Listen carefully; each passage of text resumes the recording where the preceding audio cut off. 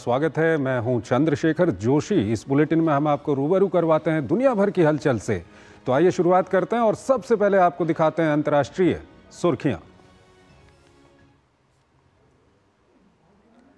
ईरानी हमले का जवाब देने पर इजराइल के प्रधानमंत्री बेंयामिन नेतन्याहू की दो टूक। कहा, कैसे देना है जवाब, इजराइल खुद लेगा फैसला। साथ खड़े रहने के लिए पश्चिमी देशों का जताया आभार।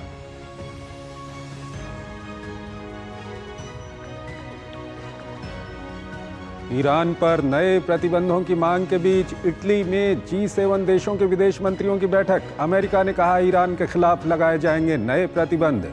यूरोपीय संघ भी प्रतिबंध बढ़ाने पर विचार कर रहा है।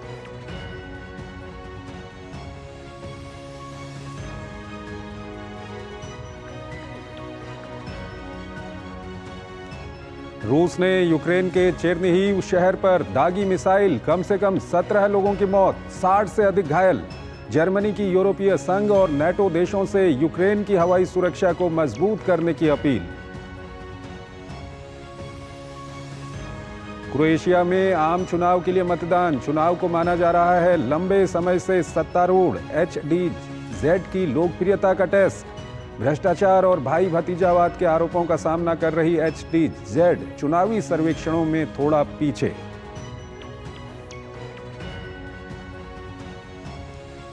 स्वीडन की संसद ने लिंग परिवर्तन को आसान बनाने के लिए पारित किया कानून। लिंग परिवर्तन कराने वाले लोगों के लिए आवश्यक आयु सीमा 18 से घटाकर की 16 साल।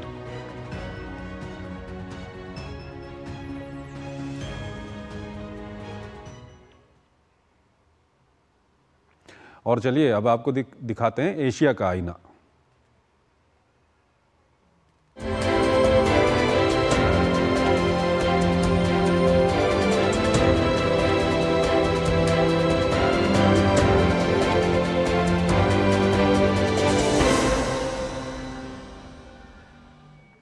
मध्य पूर्व में ईरान और इजराइल में तनाव के कारण अस्थिरता बनी हुई है।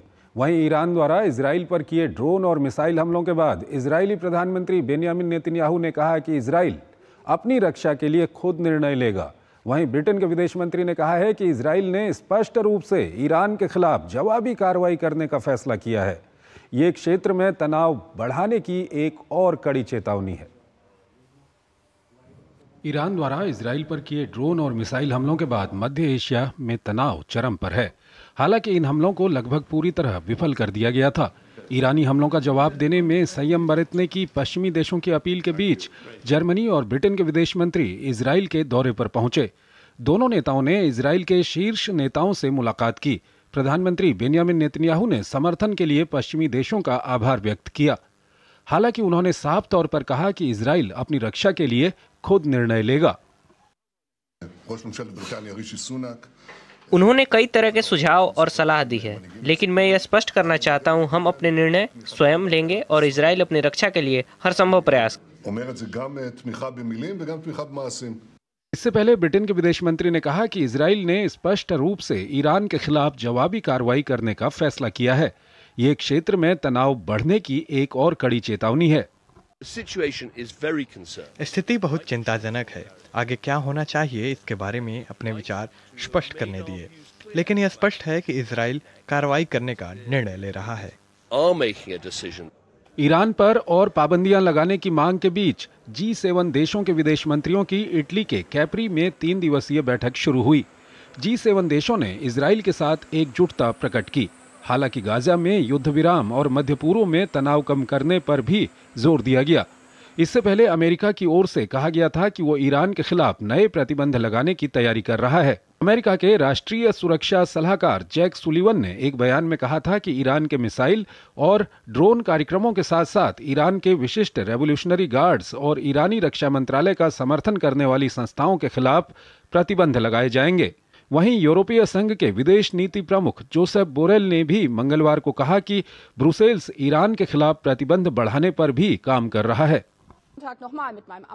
हम इजराइल के साथ पूरी एकजुटता से खड़े हैं। हमने यूरोपीय स्तर पर प्रतिबंधों पर चर्चा की है, जो स्पष्ट रूप से G7 बैठक में मुख्य विषयों में से एक होगा। वहीं ईरान के राष्ट्रपति इब्राहिम रईसी ने इजराइल को कड़ी चेतावनी देते हुए कहा है कि अगर उसकी ओर से ईरानी अखंडता का उल्लंघन और उसके राष्ट्रीय हितों को जरा भी नुकसान पहुंचाने की कोशिश की तो उसे माकूल जवाब दिया जाएगा। अगर इजराइल ने हमारी क्षेत्रीय अखंडता का उल्लंघन करने और राष्ट्रीय हितों को नुकसान पहुंचाने की कोशिश की तो उन्हें गंभीर और भारी प्रतिक्रिया का सामना करना पड़ेगा। इस बीच आईडीएफ की गाजा में हमास के साथ लेबनान में हिजबुल्लाह के खिलाफ कार्रवाई जारी है। इजरायली सेना ने बुधवार को एक वीडियो जारी किया है जिसमें दक्षिणी लेबनान में आयता एश शाब के क्षेत्र में हिजबुल्लाह सैन्य परिसर को निशाना बनाते हुए दिखाया गया है। इजरायली सेना ने कहा कि लेबनान से कई मिसाइल दागी गईं, जिसका मुंहतोड़ जवाब दिया गया।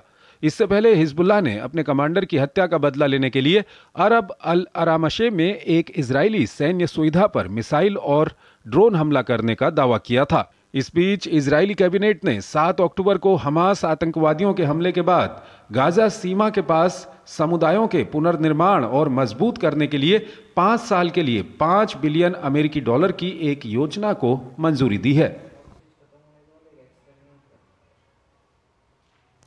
और आइए अब आपको लिए चलते हैं दुबई की ओर। दुबई में हुई बेमौसम बरसात ने लोगों के जीवन को अस्त व्यस्त कर दिया। अचानक आई भारी बारिश के बाद पूरे शहर में बाढ़ जैसे हालात हो गए। सड़क से लेकर एयरपोर्ट तक हर तरफ पानी ही पानी देखने को मिला। बारिश के बाद एयरपोर्ट पर मौजूद लोगों से बातचीत की हमारे संवाददाता डीवी विनोद ने। 4 साल से मैं दुबई में काम करता हूँ। कल जो बारिश हुआ है वो बहुत ज़्यादा बारिश हुआ है इधर, लाइक इंडिया जैसा, जो कि आज तक देखा नहीं गया है ऐसा बारिश। 15 साल में दुबई में काम कर रहे हैं। अभी ये पहला बार इतना बहुत बारिश आया उधर। ये बारिश की वजह से सब क्लाइमेट भी ज़्यादा चेंज हो गया। अभी गर्मी का टाइम है लेकिन ये मंथ में ऐसे बहुत कूल फील हो रहा है। ये अभी ये इतना बारिश की वजह से कल का खाना ना कोई भी डिलीवरी सब ट्रांसपोर्टेशन का ज़्यादा इश्यू हो गया। कल तो बारिश हुआ था तो बहुत था, मैं कभी भी ऐसा देखा नहीं।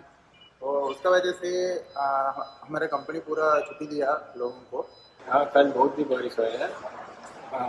कल जो है वीक ऑफ डे में घूमा रहा इसमें अच्छा बारिश आया है। और आइए अगली खबर की ओर आपको लिए चलते हैं। अंतर्राष्ट्रीय संबंधों के लिहाज से महत्वपूर्ण माने जाने वाले सोलोमन द्वीप में आम चुनाव के लिए मतदान हुआ। 2022 में प्रधानमंत्री मनश्ये सोगावारे द्वारा चीन के साथ सुरक्षा समझौता करने के बाद सोलोमन में ये पहला चुनाव है।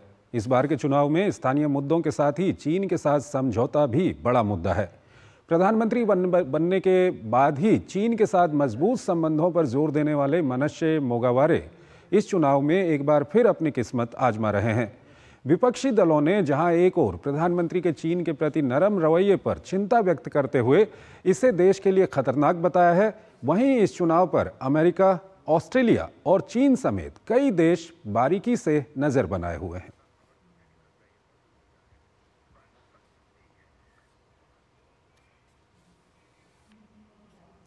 अगली खबर की ओर आपको लिए चलते हैं। म्यांमार में लोकतंत्र समर्थक नेता के रूप में पूरी दुनिया में मशहूर आंग सान सू की को अब जेल से निकालकर किसी अनजान जगह में नज़रबंद करके रखा गया है। देश में सैन्य सत्ता आने के बाद से ही आंग सान सू की विभिन्न आपराधिक मुकदमों में 27 साल की जेल की सजा काट रही हैं। म्यांमार में अचानक बढ़ी भीषण गर्मी के कारण हालात बदतर स्थिति में हैं।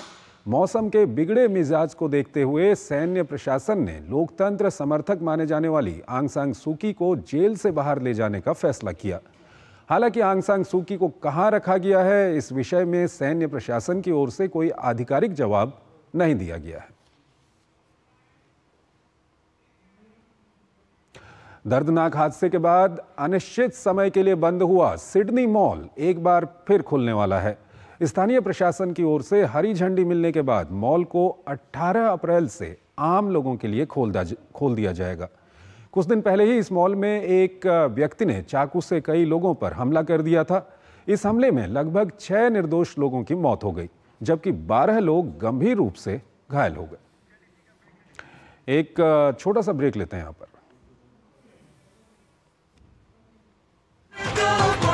गोल्डी छोले मसाले, जहाँ जाए रिश्ते बनाए, जहाँ जाए रिश्ते बनाए, गोल्डी मसाले। आपका अपना अब है नए तेवर और नए कलेवर में।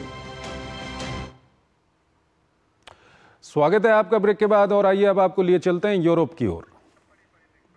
रूस और यूक्रेन के बीच युद्ध लगातार जारी है। बुधवार को रूसी मिसाइलों ने चेर्निहिव शहर पर जमकर हमला किया। इस बीच यूक्रेन ने आरोप लगाया कि रूस खाइयों से उसके सैनिकों को पीछे हटाने के लिए प्रतिबंधित आंसू गैस का इस्तेमाल बढ़ाता जा रहा है। वहीं राष्ट्रपति ज़ेलेंस्की ने कहा कि वायु रक्षा मिसाइल प्रणाली की कमी के कारण यूक्रेन पिछले महीने रूसी हमलों को रोकने में विफल रहा है। रूस यूक्रेन पर लगातार हमले तेज करता जा रहा है। बुधवार को रूसी मिसाइलों ने चेर्निहिव शहर पे कहर बरपाया। रिहायशी इलाकों में हुए हमले में कम से कम 13 लोगों की मौत हो गई, जबकि कई इमारतों और नगर निगम के बुनियादी ढांचों को नुकसान पहुंचा है। शहर के कार्यवाहक मेयर की ओर से जारी बयान में कहा गया है कि स्थानीय समय अनुसार सुबह 9 बजे 3 जोरदार धमाके हुए, जिसमें 4 बहुमंजिला इमारत तबाह हो गई। हमले में स्कूल, अस्पताल को भी नुकसान पहुंचा है। हमले में 3 इस्कंदर क्रूज मिसाइलों का इस्तेमाल किया गया, इसमें कम से कम 60 लोग घायल हो गए हैं। यूक्रेन के राष्ट्रपति व्लादिमीर ज़ेलेंस्की ने सहयोगियों से दृढ़ संकल्प और समर्थन का आह्वान किया है। अमेरिका से मिलने वाली महत्वपूर्ण फंडिंग को रिपब्लिकन द्वारा महीनों से रोके जाने और यूरोपीय संघ के समय पर युद्ध सामग्री देने में विफल रहने के कारण यूक्रेन हथियारों की भारी किल्लत का सामना कर रहा है। राहत और बचाव कार्य जारी है। सबसे महत्वपूर्ण बात यह है कि मेरा बच्चा उस समय स्कूल के बेसमेंट में था। वे समय पर आश्रय में जाने में कामयाब रहे। इस बीच यूक्रेन ने रूस पर अवैध आंसू गैस छोड़ने का बड़ा आरोप लगाया है। यूक्रेन ने कहा है कि रूस खाइयों से उसके सैनिकों को पीछे हटाने के लिए प्रतिबंधित आंसू गैस के इस्तेमाल बढ़ाता जा रहा है। दंगा नियंत्रण एजेंटों जैसे आंसू गैस युद्ध के मैदान पर प्रतिबंधित है। रूस और यूक्रेन अंतर्राष्ट्रीय रासायनिक हथियार सम्मेलन के हस्ताक्षर करता है। दंगों या विरोध प्रदर्शनों के दौरान आंसू गैस से बचने की संभावना अधिक होती है, लेकिन बिना गैस मास्क के सैनिकों के खाइयों में फंसने की आशंका बढ़ जाती है। कीव का कहना है कि गैस हमलों के बाद उसके एक सैनिक की मौत हो चुकी है, जबकि 500 सैनिकों का इलाज कराना पड़ा है। हालांकि रूस इन आरोपों से इनकार करता है। प्रदर्शनों को तितर बितर करने के लिए तैयार किए गए पदार्थों का इस्तेमाल हमारे सैनिकों के खिलाफ किया जाता है। ये ऐसे पदार्थ हैं जिसने हमारे सैनिकों को नुकसान पहुंचाया है।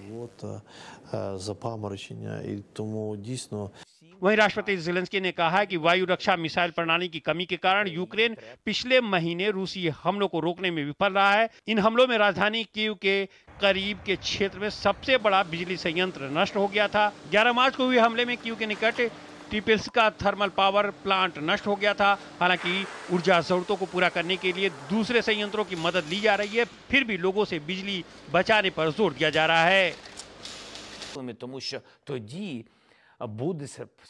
इजराइल अपने आप में इतने सारे शक्तिशाली हमले से रक्षा करने में सक्षम नहीं होगा और यहाँ निश्चित रूप से उन्होंने हवाई रक्षा और विमानन का उपयोग किया। कई चीजें जो स्पष्ट रूप से कहें तो यूक्रेन में कमी है। Ізраїль не країна НАТО, союзники країни НАТО. उधर रूस ने जवाबी कार्रवाई करते हुए एस्टोनिया के राजनयिक को अपने देश से निष्कासित कर दिया है। इससे पहले एस्टोनिया ने अपने देश से एक रूसी कर्मचारी को बाहर कर दिया था। वहीं रूस ने कहा है कि उसके शांति रक्षक बल अजरबैजान के नगानो काराबाख क्षेत्र को जल्द ही खाली कर देंगे। क्रेमलिन की तरफ से इसकी पुष्टि की गई है। रूसी शांति रक्षकों की मौजूदगी में पिछले साल सितंबर में अजरबैजान की सेना ने नगानो काराबाख पर कब्जा कर लिया था। क्रोएशिया में आम चुनाव के लिए मतदान हो गया है। इस बार मुकाबला क्रोएशियाई डेमोक्रेटिक यूनियन और राष्ट्रपति जोरान मिलानोविक के सोशल डेमोक्रेट गठबंधन के बीच है। भ्रष्टाचार के बड़े आरोपों के बावजूद 2016 से लगातार प्रधानमंत्री पद पर बने रहने वाले प्लेंकोविक की जीत पक्की मानी जा रही थी, लेकिन पिछले महीने राष्ट्रपति द्वारा अचानक की गई चुनाव की घोषणा के बाद स्थिति बदलती नजर आ रही है। क्रोएशिया में बुधवार को आम चुनाव के लिए मतदान हुए। इस चुनाव को सत्तारूढ़ रूढ़िवादी HDZ पार्टी की लोकप्रियता के लिए परीक्षण के तौर पर देखा जा रहा है। ये चुनाव ऐसे समय में हो रहा है जब रूढ़िवादी क्रोएशियाई डेमोक्रेटिक यूनियन के मुकाबले पॉपुलिस्ट नेता और राष्ट्रपति जोरान मिलानोविक का सोशल डेमोक्रेटिक गठबंधन चुनावी सर्वेक्षणों में थोड़ी बढ़त बनाता दिख रहा है। HDZ पार्टी भ्रष्टाचार और भाई भतीजावाद के आरोपों का सामना कर रही है। चुनाव से पहले प्रधानमंत्री आंद्रेज प्लेनकोविच और राष्ट्रपति जोरान मिलानोविक के बीच तीखी जुबानी जंग देखने को मिली। मिलानोविक प्लेनकोविक पर एक भ्रष्ट सरकार की अगुवाई करने का आरोप लगाते हैं, जबकि प्लेनकोविक अपने प्रतिद्वंदी मिलानोविक पर रूस का करीबी होने का दावा करते हैं। भ्रष्टाचार के बड़े आरोपों के बावजूद 2016 से लगातार प्रधानमंत्री पद पर बने रहने वाले प्लेनकोविक की जीत पक्की मानी जा रही थी, लेकिन पिछले महीने राष्ट्रपति द्वारा अचानक की गई चुनाव की घोषणा के बाद स्थिति बदलती नजर आ रही है। चुनाव में करीब 37 लाख मतदाता 2000 से अधिक उम्मीदवारों की किस्मत का फैसला करेंगे। मतदान करने पहुंचे प्रधानमंत्री प्लेनकोविक ने कहा कि देश को एक ऐसी सरकार की जरूरत है जो अपने लोगों के हितों को सुरक्षित रख सके। क्रोएशिया को गंभीर जिम्मेदार लोगों की जरूरत है, जिन पर हमारे लोग अगले 4 वर्षों तक भरोसा कर सकें और इस तरह होने वाले सभी संभावित संकटों से सुरक्षित रह सकें। इससे पहले क्रोएशिया की शीर्ष अदालत ने राष्ट्रपति मिलानोविक के चुनाव लड़ने पर रोक लगा दी थी। अदालत ने 18 मार्च को अपने फैसले में मिलानोविक को चुनाव लड़ने के लिए पहले इस्तीफा देने का निर्देश दिया। अदालत ने कहा कि राष्ट्रपति पद पर रहते हुए राजनीतिक गतिविधियां दुरुस्त नहीं है। अदालत के फैसले से नाखुश मिलानोविक ने न्यायाधीशों पर कड़ी टिप्पणी की। हालांकि फैसले के बाद वो चुनाव तो नहीं लड़ पाए, लेकिन HDZ के खिलाफ अपने अभियान को बंद नहीं किया। उन्होंने भ्रष्टाचार के खिलाफ लड़ाई जारी रखने और वेतन और पेंशन में वृद्धि का वादा कर मतदाताओं को लुभाने की कोशिश की। मिलानोविक ने सोशल डेमोक्रेटिक पार्टी को जीत मिलने पर सरकार का प्रमुख बनने के लिए पद छोड़ने की बात कही है। साथ ही वे यूक्रेन को अतिरिक्त सहायता मुहैया कराने का भी विरोध कर रहे हैं। उनके इस कदम से क्रोएशिया, हंगरी और स्लोवाकिया की तरह ही यूरोपीय संघ का सदस्य होते हुए भी मॉस्को का करीबी बनने की आशंका जताई जा रही है।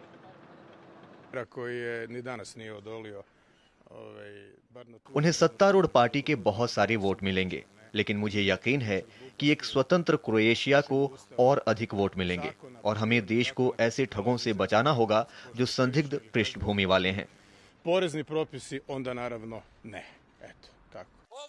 1991 में युगोस्लाविया से आजादी मिलने के बाद से ही HDZ का क्रोएशिया की राजनीति में दबदबा रहा है। यूरोपीय संघ और यूरोजोन में शामिल कराने में पार्टी की बड़ी भूमिका रही है। विपक्ष का आरोप है कि पार्टी में भ्रष्टाचार और भाई भतीजावाद तेजी से बढ़ रहा है। HDZ से जुड़े एक न्यायाधीश को देश का अटॉर्नी जनरल बनाए जाने के बाद प्रधानमंत्री का फैसले का कड़ा विरोध हुआ। फैसले के खिलाफ लोगों ने जमकर विरोध प्रदर्शन किया। अगली खबर की ओर आपको लिए चलते हैं। स्वीडन की संसद ने बुधवार को एक कानून पारित कर कानूनी रूप से अपना लिंग परिवर्तन कराने वाले लोगों के लिए आवश्यक आयु सीमा 18 साल से घटाकर 16 साल कर दी। कानून के अनुसार 18 वर्ष से कम आयु के युवाओं को लिंग परिवर्तन कराने के लिए एक अभिभावक, एक डॉक्टर और राष्ट्रीय स्वास्थ्य एवं कल्याण बोर्ड की मंजूरी की आवश्यकता होगी। विधेयक के पक्ष में 234 और विरोध में 94 वोट पड़े, जबकि 21 सदस्य इस दौरान अनुपस्थित रहे। इस साल ओलंपिक फ्रांस में होने वाला है और इन खेलों के शुरू होने में अब लगभग 100 दिन बचे हुए हैं। फ्रांस की राजधानी पेरिस में इन खेलों की तैयारियां भी जोर शोर से चल रही हैं, लेकिन यहां के कई स्थानीय निवासी इन खेलों के आयोजन से खुश नहीं हैं।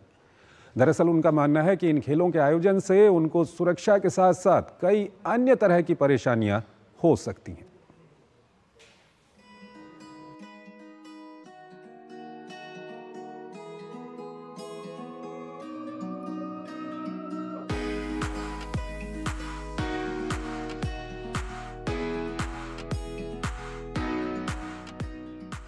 खेलों के महाकुंभ यानी ओलंपिक 2024 के आगाज होने में महज 100 दिन बाकी हैं। एक ओर जहां इस आयोजन को लेकर पूरी दुनिया के खिलाड़ी और खेल प्रेमी उत्सुक नजर आ रहे हैं, तो वहीं दूसरी ओर फ्रांस के कई नागरिकों में आयोजन को लेकर नाराजगी देखी जा रही है। हाल ही में किए गए एक सर्वे से पता चलता है कि वहां के 1/3 लोग ही ओलंपिक के आयोजन को लेकर उत्साहित हैं और जिन्हें ये रास नहीं आ रहा है, वो उद्घाटन समारोह से पहले किसी अन्य शहर चले जाने का मन बनाते नजर आ रहे हैं। उन्हें आशंका है आयोजन के दौरान भीड़-भाड़, यातायात सुरक्षा के मामले में परेशानी का सामना करना पड़ सकता है। वहीं पेरिस में अधिकतर ओलंपिक के कारण जारी निर्माण कार्यों से भी लोग परेशान हैं। बेशक इस बार का ओलंपिक पेरिस के साथ ही फ्रांस के लिए विशेष महत्व रखता है, लेकिन मैं तो इसे लेकर बिल्कुल भी उत्साहित नहीं हूँ। मुझे इस आयोजन के समय यहाँ होने वाली यातायात और सुरक्षा की चिंताएं अधिक हैं। फ्रांसीसी सरकार पेरिस ओलंपिक समारोह को भव्य बनाने की दिशा में हर संभव प्रयास करती नजर आ रही है। ओलंपिक के इतिहास में ये पहला मौका होगा जब पारंपरिक स्टेडियम के जगह खुले आसमान के नीचे सीन नदी के 6 किलोमीटर लंबे रास्ते पर दुनिया भर के खिलाड़ी परेड करते नजर आएंगे। इस बार के ओलंपिक के लिए पेरिस के ऐतिहासिक और मशहूर स्थलों के नजदीक 15 खेल स्थलों का निर्माण किया गया है। इन स्थलों पर कुल 21 विभिन्न खेल स्पर्धाओं का आयोजन किया जाएगा, जिसमें दुनिया के खिलाड़ी हिस्सा लेंगे। वहीं 1924 के बाद ये पहला मौका होगा जब सीन नदी खुले पानी में ट्रायथलॉन और तैराकी स्पर्धा की साक्षी बनेगी। ओलंपिक के उद्घाटन समारोह में शामिल होना सचमुच शानदार अनुभव होगा। गर्मी का मौसम, सीन नदी का किनारा और हजारों की भीड़, इस बार का आयोजन शानदार होने वाला है। यदि सुरक्षा की बात करें तो कुछ लोगों की धमकी के कारण तो हम अपने घरों के अंदर नहीं बैठने वाले हैं। हम सभी समारोह का हिस्सा बनेंगे। दुनिया के विभिन्न हिस्सों में जारी संघर्ष का असर भी पेरिस ओलंपिक के आयोजन पर देखने को मिल रहा है। हाल ही में अंतर्राष्ट्रीय ओलंपिक समिति ने रूस और बेलारूस के खिलाड़ियों को स्वतंत्र रूप से प्रतियोगिता में हिस्सा लेने की बात कही। हालांकि रूस ने इस फैसले को राजनीतिक बताते हुए मानने से इनकार कर दिया। रूस और यूक्रेनी संघर्ष की वजह से अंतर्राष्ट्रीय संबंधों में आई खटास के कारण ओलंपिक के ओपनिंग समारोह में रूसी खिलाड़ी अपने राष्ट्रीय ध्वज के साथ नजर नहीं आएंगे। हम राष्ट्रपति मैक्रोन के उस अनुरोध का स्वागत करते हैं जिसमें उन्होंने ओलंपिक संघर्ष विराम की बात कही है। हालांकि हमें संदेह है कि यूक्रेन इस अवसर का इस्तेमाल फिर से संगठित होने के लिए करेगा। इन दिनों पेरिस शहर ओलंपिक की थीम में रंगा नजर आ रहा है। शहर के लगभग 20 लाख घरों को ओलंपिक की थीम पर सजाया गया है, जो फ्रांस की संस्कृति, कला और सभ्यता को प्रदर्शित कर रहे हैं। हाल ही में ओलंपिक के लिए निर्माण किए गए बैगनी रंग के एथलेटिक ट्रैक भी आयोजन की दिशा में सकारात्मक पहल के तौर पर देखे गए हैं। हालांकि अभी भी फ्रांस के मूल निवासी इस आयोजन से कहीं ज्यादा सुरक्षा को लेकर चिंतित हैं। बहरहाल फ्रांसीसी सरकार इस आयोजन को लेकर कमर कस चुकी है। साथ ही वो दुनिया भर के खेल प्रेमियों को ये संदेश देने में सफल दिख रही है कि इस बार का ओलंपिक आयोजन यादगार रहने वाला है। तो अंतर्राष्ट्रीय खबरों के हमारे इस बुलेटिन में आज इतना ही। आप हमारी पूरी टीम को इजाजत दीजिए। नमस्कार।